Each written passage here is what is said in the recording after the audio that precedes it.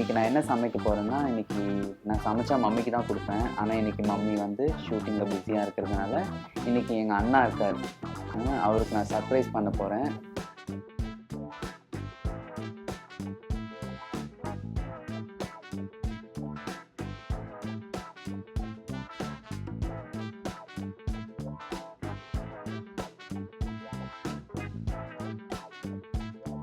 பிரமாதமாக இருக்குண்ணா.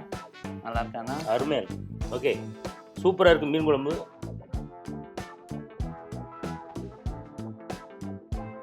அஸ்ஸலாம் வலைக்கும். நான் உங்க தங்கம் பேசுறேன். இன்னைக்கு நான் என்ன சமைக்க போறேன்னா, இன்னைக்கு நான் சமைச்சா மம்மிக்கு தான் குடுப்பேன். ஆனா, இன்னைக்கு மம்மி வந்து ஷூட்டிங்ல பிஸியா இருக்கிறதுனால, இன்னைக்கு எங்க அண்ணா இருக்காரு. அவருக்கு நான் சர்ப்ரைஸ் பண்ண போறேன். அவர பார்த்தே நான் 8 வருஷம் இருக்கும். இப்பதான் அவர மீட் பண்ண போறேன். அவருக்கே தெரியாம அவங்க பொண்ணுக்கு கால் பண்ணி, அப்பா எங்க இருக்காருன்னு கேட்டு, அவர் இன்னைக்கு வீட்ல தான் இருக்காரு. ஷூட்டிங்லாம் இல்லன்னு சொல்லியாச்சு. அதனால அவர நான் இன்னைக்கு பார்க்க போறேன். அவர் யாருன்றத நான் சமையல் பண்ணி முடிச்சதுக்கப்புறம், நம்ம அவர் வீட்லயே போய் மீட் பண்ணும்போது நீங்க எல்லாரும் பார்க்கலாம். அவருக்கு வந்து தேங்காய் பாறை மீன் குழம்புனா ரொம்ப பிடிக்கும். அதனால இன்னைக்கு அந்த மீன் குழம்பு தான் செய்ய போறோம். ஓகேங்களா? இப்போ எப்படி பண்ணலான்றத நீங்க வீடியோல பாருங்க. நீங்க நல்லெண்ணெய் சேர்த்துக்கலாம். ஆல்ரெடி சொல்லியிருக்கேன். இல்லைன்னா வந்து கடலெண்ணெய். இது 2த்துல எது வேணாலும் சேர்த்துக்கணும். மீன் குழம்புக்கு ரொம்பவே நல்லாயிருக்கும். இப்போ வந்து எண்ணெய் நல்லா சூடாயிடுச்சு. இப்போ வந்து நான் கடுகு சேர்க்க போகிறேன். இதுவும் நம்ம தேவையான அளவு தான். கடுகு கூடவே வந்து வெந்தயம். நீங்கள் 2 ஸ்பூன் கூட வெந்தயம் சேர்த்துக்குங்க. ரொம்ப நல்லது. இப்போ வந்து வெந்தயம் வந்து நல்லா பொன்னிறமாக ஆயிடுச்சு. அந்த மாதிரி வரும்போது நீங்கள் வந்து பூண்டு சேர்த்துக்குங்க. பூண்டு வந்து போட்டிங்கன்னா இன்னும் மீன் குழம்புக்கு ரொம்பவே வாசனையாக இருக்கும். இன்றைக்கி நான் மீன் குழம்பு சமைக்கிறேன். எங்கள் மம்மி இல்லை. எங்கள் மம்மிக்கு மீன் குழம்புனா ரொம்பவே பிடிக்கும். அவங்களுக்கு மீன் குழம்புனா அப்படி தான் பிடிக்கும். அது சொல்லவே வேணாம். மீன் குழம்புக்கு சின்ன வெங்காயம் கண்டிப்பாக ரொம்பவே நல்லது.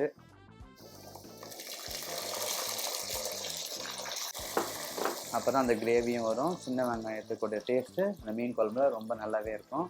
அதனால் 4 கிலோ வெங்காயம் நான் எடுத்திருக்கேன். நீங்கள் அதே மாதிரி 4 கிலோ வெங்காயம் எடுத்துக்கலாம். 1/2 கிலோவுக்கு. 1 கிலோனா நீங்கள் 1/2 கிலோ வெங்காயம் கண்டிப்பாக எடுத்துக்கலாம். சால்ட்டு சேர்க்குறேன் இதில். இதுவும் தேவையான அளவு தான்.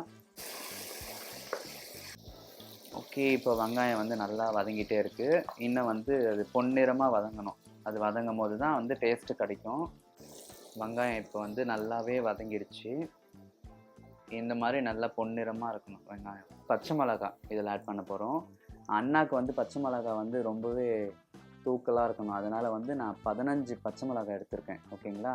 அதனால் வந்து நீங்கள் ரொம்பலாம் சேர்க்காதீங்க. நீங்கள் உங்கள் காரத்துக்கு என்ன தேவையோ பச்சை மிளகாய் சேர்த்துக்குங்க. இந்த பச்சை மிளகாவும் நல்லா வெங்காயத்தை கூட நல்லா சேர்ந்து நல்லா வதங்கணும். இப்போ வந்து பச்சை மிளகாய் வந்து நல்லாவே வதங்கியிருக்கு. நீங்கள் பாருங்கள், இந்த மாதிரி நல்லா வதங்கணும். பச்சை மிளகாய் இந்த மாதிரி வதங்கின பிறகு நம்ம வந்து தக்காளி சேர்த்துக்கலாம். இப்போ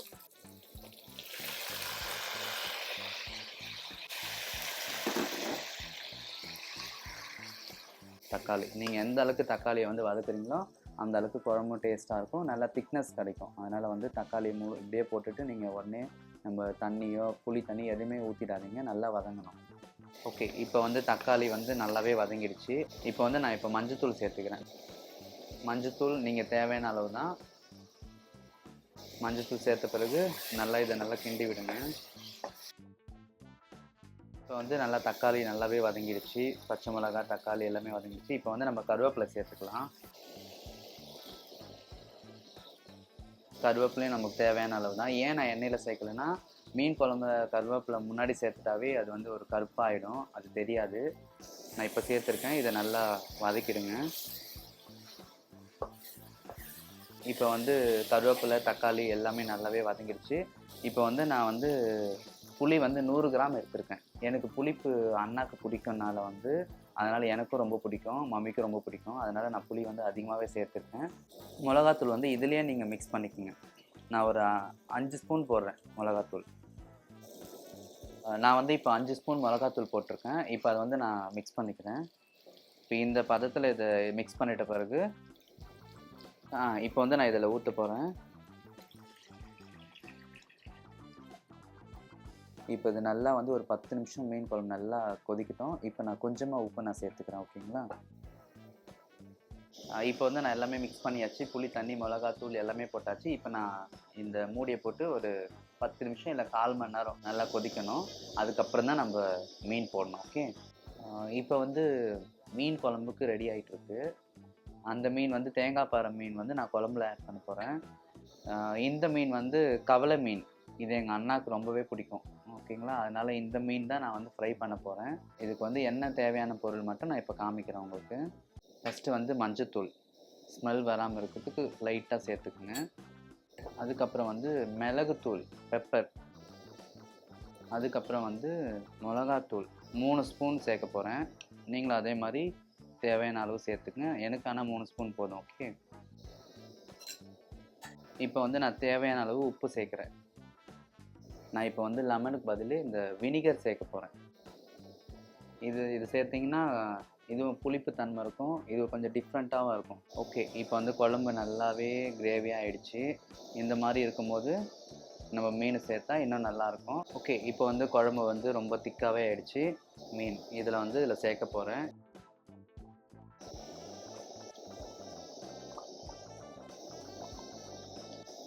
நீங்கள் தட்டை போட்டு மூடிட்டிங்கன்னா ஒரு 5 நிமிஷம் நல்லா கொதிக்கட்டும். நான் வந்து சிம்மில் வச்சுக்கிறேன். ஓகே. இப்போ வந்து மீன் குழம்பு வந்து நம்மளுக்கே வாசனையாக இருக்குது. இப்போ வந்து நம்ம இந்த தட்டை வந்து திறந்துடுவோம். ஓகே. இப்போ வந்து மீன் குழம்பு ரெடி ஆயிடுச்சு. கொத்தமல்லி தழை. ஓகே. இதை வந்து இப்படி தான் நம்ம எடுத்து போகணுன்னு எங்கள் மம்மி எனக்கு சொல்லி கொடுத்துருக்காங்க, ஷக்கிலா மம்மி. நானும் அதே ஃபாலோ பண்ணுறேன். ஆனால் ஆக்சுவலி எல்லாமே வந்து கத்தியில் தான் கட் பண்ணுவாங்க. இது ஆக்சுவலி கத்தியில் கட் பண்ணால் அந்த டேஸ்ட்டு போய்டுன்னு சொல்லுவாங்க. நீங்களும் இதையே ஒரு வாட்டி ட்ரை பண்ணுங்கள், எப்படி இருக்குன்னு பாருங்கள்.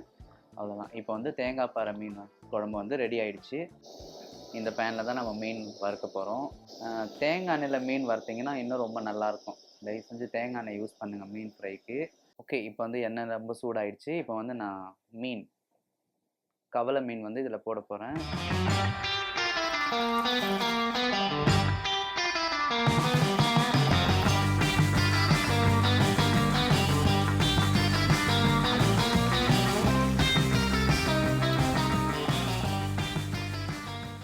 ஓகே. எங்கள் அண்ணாக்கு பிடிச்ச கவலை மீன் ரெடி ஆயிடுச்சு. இப்போ வந்து இதை எடுத்துக்கிட்டு எங்கள் அண்ணா வீட்டுக்கு போகிறேன். அவருக்கே சர்ப்ரைஸாக இருக்க போகுது. அண்ணாக்கு பிடிச்ச தேங்காய் பாறை மீன் குழம்பு ரெடி ஆயிடுச்சு. இப்போ நம்ம எல்லாத்தையுமே பேக் பண்ணிக்கலாம். ரைஸ், மீன் குழம்பு, ரசம், மீன் ஃப்ரை, ஸ்வீட், லட்டு. அண்ணாக்கு ரொம்ப பிடிக்கும். எனக்கு செய்ய டைம் இல்லை. அதனால் லட்டு நான் கடையிலே வாங்கிட்டு வந்துட்டேன். இப்போ நம்ம பேக் பண்ணிடலாம். பேக் பண்ணிட்டு நம்ம யாரை மீட் பண்ணுறது வரைக்கும் நான் சொல்லவே இல்லை. ரெடி ஆகிட்டு நம்ம அண்ணா வீட்டுக்கு போகிறோம். அங்கே நம்ம பார்ப்போம். ஓகேங்களா?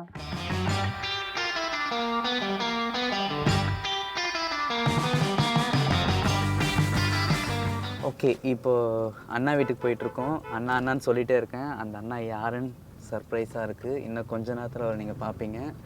அந்த அண்ணா மாதிரி ஒரு அண்ணா என் கூட இருந்தாருன்னா எனக்கு ரொம்ப சந்தோஷமாக இருக்கும். நெக்ஸ்ட்டு அவர் கூட ஒரு தங்கச்சியாக இருக்குன்னு எனக்கு ஆசை. அவர் கூடவே பிறக்கணும். என்னோடய ஆசை. இன்றைக்கி அவரை மீட் பண்ண போகிறோம். எனக்கு ரொம்ப பிடிச்ச அண்ணா. இன்னும் கொஞ்ச நேரத்தில் நீங்கள் அவரை பார்ப்பீங்க.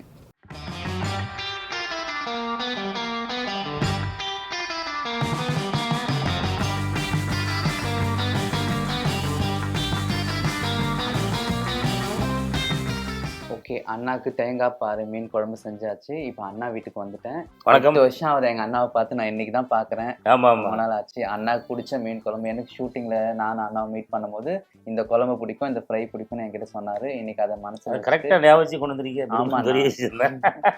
என் கையால் உங்களுக்கு சமைச்சு கொண்டு வந்திருக்கேன். சமைச்சிருக்கீங்க. 8 வருஷத்துக்கு அப்புறம் இப்போ தான் நம்ம மீட் டேஸ்ட் பண்ணி பண்ணுறோம். பார்த்துருவோம் அதை. கண்டிப்பாக நான் என்ன பருப்பு போட போகிறேன் என் கையால். லட்டு ஸ்வீட் எடுங்க, கொண்டாடுங்க. கொண்டாடுவோம். ரைட்ஸ். மீன் பிரியர்கள் எல்லாருக்கும் ஒரு தகவல் இந்த இடத்துல சொல்லி ஆகும். என்னென்னா, இந்த கவலை இருக்குல்ல, எங்கள் ஊரில் வந்து சாலைன்னு சொல்லுவோம். இதில் வந்து பேச்சாலைன்னு ஒரு சாலை சொல்லுவோம். அதுதான் இங்கே வந்து மத்தின்னு வைக்கிறாங்க. மீனில் வந்து ரொம்பவும் ஒரு ஆரோக்கியமான ஒரு மருத்துவ குணம் கொண்ட மீன் அப்படின்னா இது இந்த கவலை தான். கண்டிப்பாங்க. உங்களுக்கு பிடிச்ச மீன் குழம்பு தேங்காய் பாறை மீன் குழம்புனா நீங்கள் இதை எப்படி சாப்பிட்டு எனக்கு டேஸ்ட் சொல்லுங்கள்.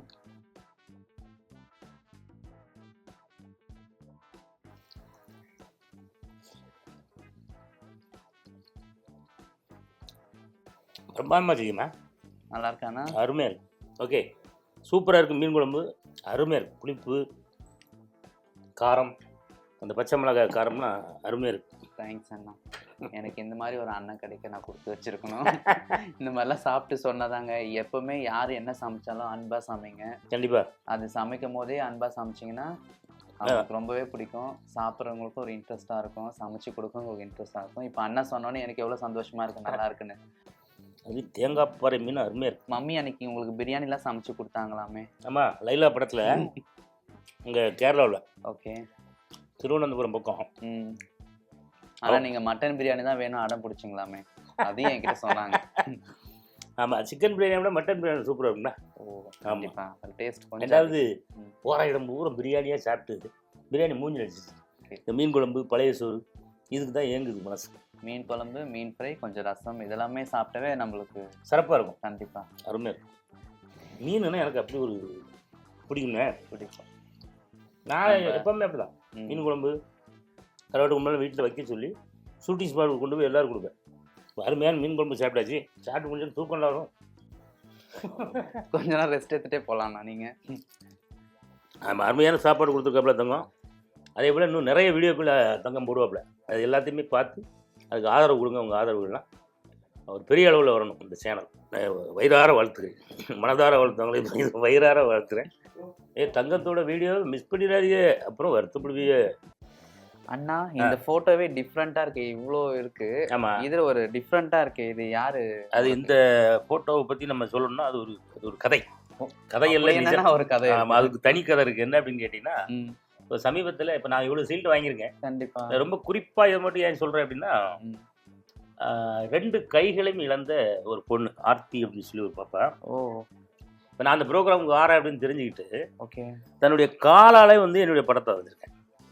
காலில் கையிலே எனக்கு வரைய தெரியாது, கையிலே நமக்கு வரைய தெரியாது, கோலமே போட தெரியாது நிறைய பேர் இருக்கு இல்லையா? எவ்வளவு தத்ரூபமா அந்த பொண்ணு காலில் வரைஞ்சிருக்குன்னு பாருங்க. எனக்கு அப்படியே ஒரு நிமிஷம் கை காலம் ஆடி. நீங்க சொல்லும் போது எனக்கே ஒரு மாதிரியா இருக்கு. அவ்வளவு ஞாபகம் கொண்டு தந்தது. இந்த நேரத்தில் நம்ம ஆர்த்திக்கு ஒரு நன்றி சொல்லணும். கண்டிப்பா. படத்தை பத்திரமா வச்சிருக்கேன் பாப்பா, எல்லா பேட்டிலையும் சொல்லிட்டு இருக்கேன். ஆர்த்தி, இந்த போட்டோவை நான் அண்ணா கிட்ட வாங்கிக்கிறேன். எனக்கு அண்ணா ஞாபகமா நான் எடுத்துக்கிறேன். ஆமாண்ணா. ஆர்த்தி, நீ ஏன் தப்பா நினைக்க கூடாது, ஒரு அன்பா கேட்கறாங்க, கொடுத்துருமா? நெக்ஸ்ட் நீங்க ஆர்த்தி அண்ணாக்கு வரைஞ்சு கொடுங்க, நான் இந்த போட்டோ எடுத்துக்கிறேன். தாராளமா.